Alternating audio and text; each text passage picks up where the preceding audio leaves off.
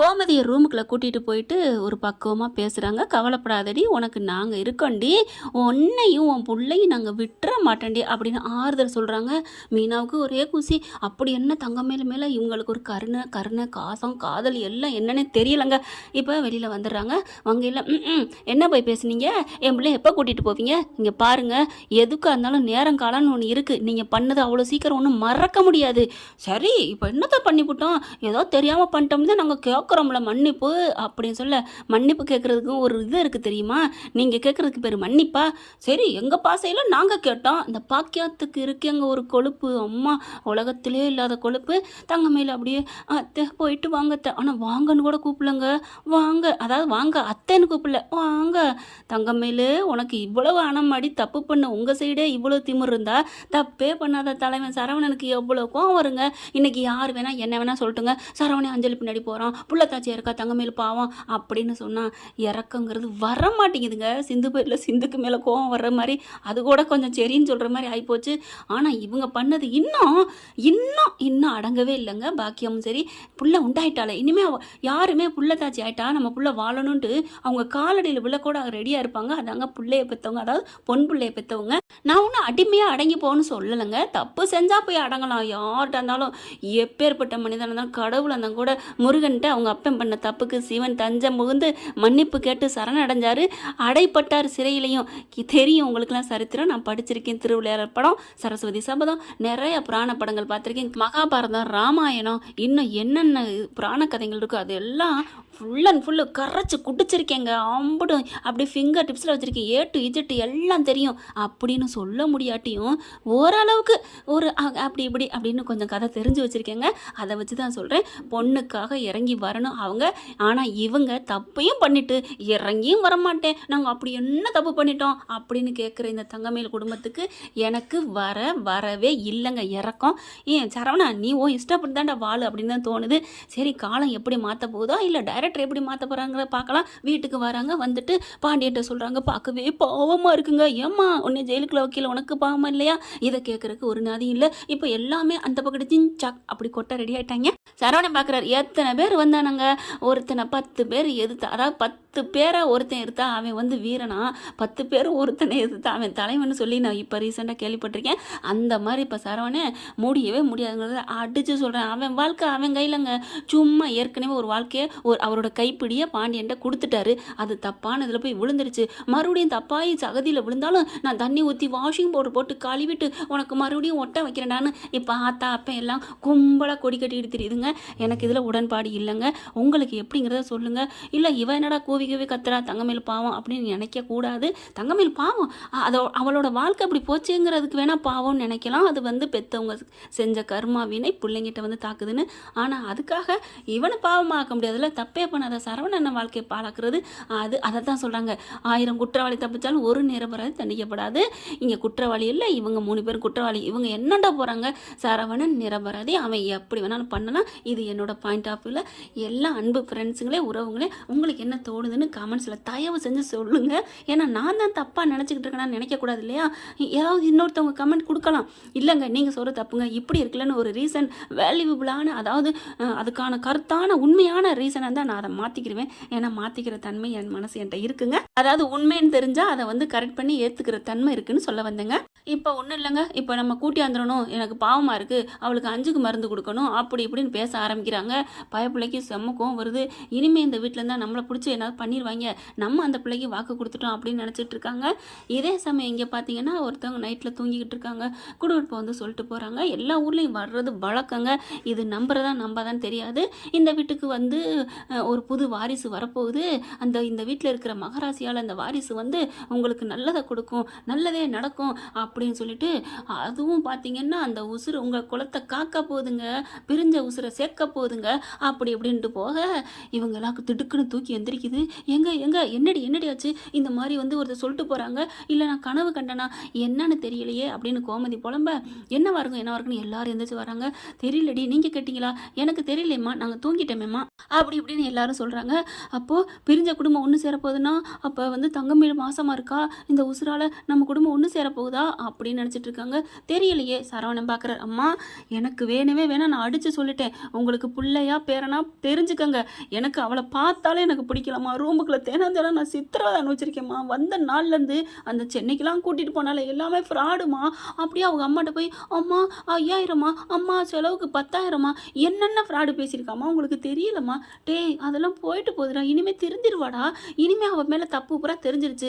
தப்பு பண்ணலான்டா பயந்து பயந்து இருந்தா, அதனால ஒன்றும் இல்லைடா, என்ன நினச்சிட்டு இருக்கீங்க, எனக்கு முடியவே முடியாது அப்படின்னு அடித்து பேசுகிறாங்க. டேய் சாமியே ஜக்கமாக வந்து சொல்லிடுச்சுடா. என்ன சொன்னுச்சு, தங்கமேல் நல்லவ கூட்டியாந்து வச்சு ஊட்டி விடுங்கன்னு சொன்னாங்களா? அப்படி இல்லைடா, வீட்டுக்கு வர்ற அந்த புது உசுறு வரப்போதான், அந்த உசுரால் பிரிஞ்ச உயிர் ஒன்று சேரப்போதான், பிரிஞ்ச குடும்பம் அப்படிலாம் சொல்லிட்டு போச்சுடா. அது பொய் இருக்காதுடா, உண்மைதான்டா. அப்படியா?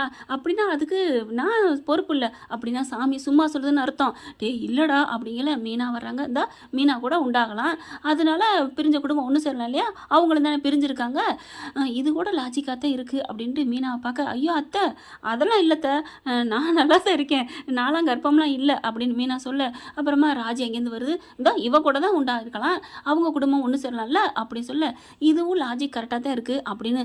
ஏண்டி ராஜி அப்படிங்கல. ராஜி என்ன பண்ணுது, அப்படியே அத்தை அப்படின்னு தலையை குனியுது. மீனா பார்க்குது, என்னடி, ஏன்னா மீனா அதெல்லாம் இல்லை அத்தை அப்படின்னு சொன்ன காரணம், இங்கே வந்து அந்த வீட்டுக்கு போனாங்க பார்த்தீங்களா, அதுலேருந்து அந்த புள்ள செந்தில் மேலே டுக்கா விட்டுருக்குதுங்க. டுக்கா விட்டுருக்கையில எப்படிங்க குழந்தை உண்டாகும், டச்சிங் இல்லாமல், அதனால் அந்த பிள்ளை அடிச்சு சொல்லிடுது, ஐயோ அத்தை அப்படிலாம் இல்லைன்னு. ஆனால் அப்படி ஐயோ இல்லை அப்படின்னு ராஜியும் சொல்ல கதிரும் சொல்ல, ரெண்டும் வெக்கப்பட்டு தலை குனியுதுங்க. அப்படியே வெக்கப்பட்ட தாமரை சொக்கி நிற்கிது அப்படின்னு ஒரு பாட்டு இருக்குது, அந்த மாதிரி என்னங்கடி அப்படின்னு பார்க்க, போங்கத்த அப்படின்ட்டு போக, ஏ என்னன்னு கேள்றி அப்படின்னு சொல்ல மீனா போகுது. ராஜி என்னடி உண்மையா அப்படின்னு என்னம்மா அப்படின்னு மீனா கேட்க, கோமதியும் அப்போ பிரிஞ்ச குடும்பம்னா நம்ம அண்ணன் குடும்பம் சேரப்போதா, ஐயோ எனக்கு சந்தோஷம் அப்படின்னு நினைக்குது. அடுத்து பார்த்தா அவங்க வேலையெல்லாம் பார்த்துட்டு இருக்காங்க, சமைச்சிட்டு இருக்காங்க. ஏய் வாங்கடி, என்னால் சமைக்க முடியலடி. நாடகம் போட ஆரம்பிக்குது கோமதி. சமைக்க முடியலன்னு நாடகத்தை போடுவோம், அதாவது தங்கமேலு சமைக்கிறதுக்கு வீட்டுக்கு கூட்டிடலாம்ல, இவளுக்கு ரெண்டு சமைக்க மாட்டாளுங்க, லாய்க்கு இல்லை அப்படிங்கிற மாதிரி, இடுப்பு வலிக்குது கை வலிக்குது சமைக்க முடியல அப்படிங்கல. சரவணன் கதிர் எல்லாரும் நாங்கள் கொஞ்சம் ஹெல்ப் பண்ணுறோம், நீங்கள் எவ்வளோ நேரம்டா ஹெல்ப் பண்ணுவீங்க, போங்கடா, அடியே ராஜி வாடி மீனா வந்து ஹெல்ப் பண்ணுங்கடி அப்படின்னு சொல்ல, பிரியாணி செஞ்சு தரேன்னு சொல்லி ஏமாற்றி போட்டு இப்போ என்ன சமைக்க கூப்பிட்றீங்க, அடி வாடி அப்படின்னு சொல்லி சமைச்சிட்டு இருக்காங்க. இங்கே சோறு வெந்துட்டுருக்கு, இங்கே எல்லா வேலையும் பார்த்துட்டு இருக்காங்க.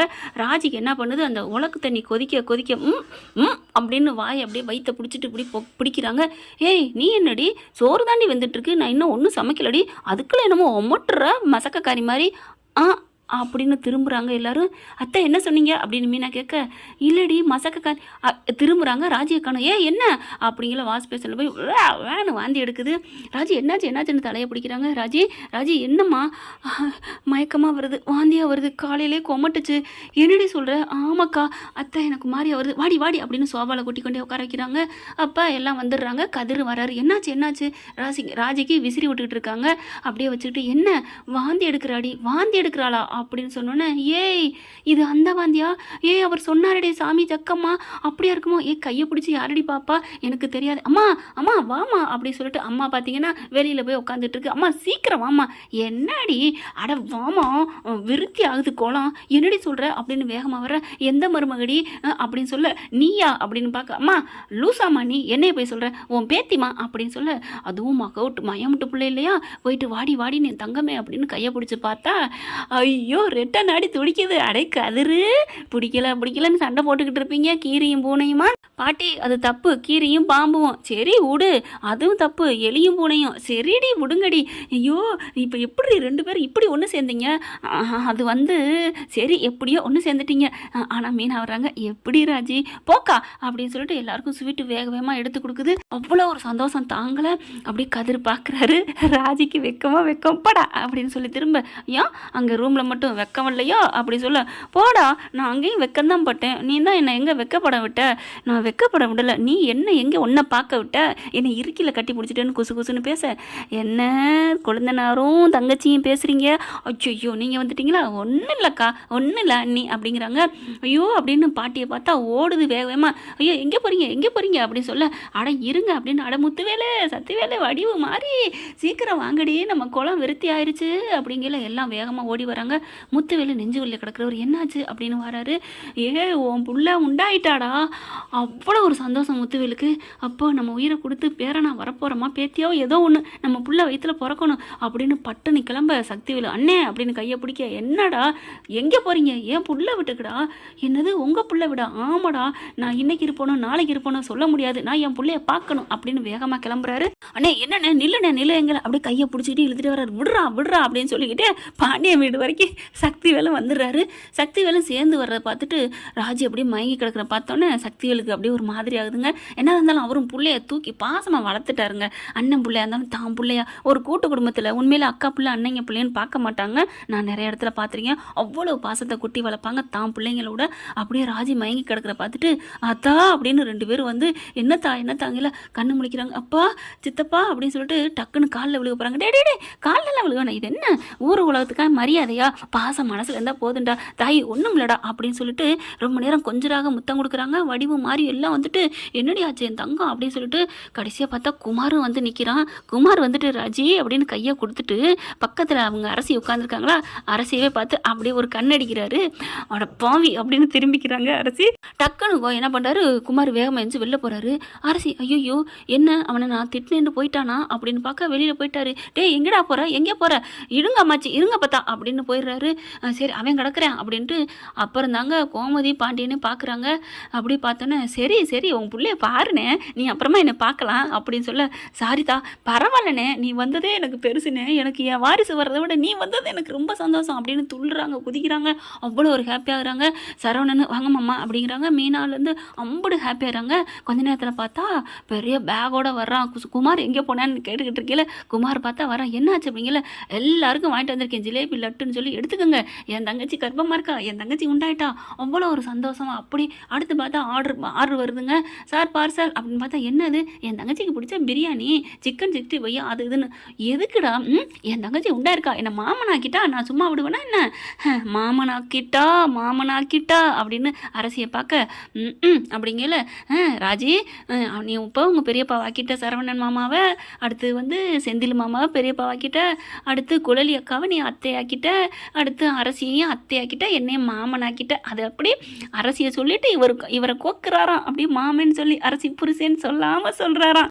போனேன் அப்படின்னு சொல்லி சந்தோஷப்படுறாங்க. அப்போ தான் கோமதி பார்க்குது. ஐயோ ஏண்டி அப்போ சொன்னது, இந்த குடியிருப்பு சொன்னது இதுதானாடி?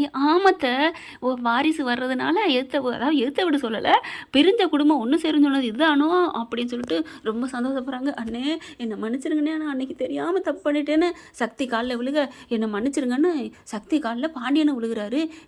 என்னையா நீ இப்படி பொசுக்குன்னு விழுகிற, வீராப்பா முறுக்கிக்கிட்டு இருப்ப, என்னை மன்னிச்சிருங்க எல்லாம் என்னத்தங்க கொண்டு போகிறோம் அப்படின்னு சொல்லிட்டு எங்கள் வீட்டில் எல்லா நாளும் கார்த்திகன்னு அவ்வளோ பேர் ஒன்று சேர்றாங்க. என்ன ஃப்ரெண்ட், இப்படிலாம் போனால் நல்லா தானே இருக்கும். ஆனால் சரவணனுக்கு தங்க ஒரு பெருமூச்சு, எங்கே தான் வீட்டு வாரிசு வந்துருச்சுன்னு சொல்லி தங்க மேலே கோத்து விட்டுருவாங்களோன்னு நினச்சிக்கிட்டு இருந்தாரு. அது இப்போதைக்கு ஃபுல் ஸ்டாப்பு. ஆனால் கோமதிக்கு அந்த பிள்ளையும் முக்கியம், இந்த பிள்ளையும் முக்கியம் நினச்சி அந்த தகரமையில் இப்போ சொல்லக்கூடாது, அந்த தங்கமையில் கூட்டிகிட்டு வர போகிறாங்களா, இல்லை இந்த ராஜியவே தாங்குதாங்கன்னு தாங்க போகிறாங்களா, எது நல்லா இருக்கும் அப்படிங்கிறத கமெண்ட் பாக்ஸில் சொல்லிடுங்க ஃப்ரெண்ட்ஸ். இந்த பதிவு உங்களுக்கு பிடிச்சிருந்துச்சுன்னா உங்கள் பொண்ணான கையில் லைக்கை போட்டு சப்ஸ்கிரைப் பண்ணிடுங்க. Thank you friends.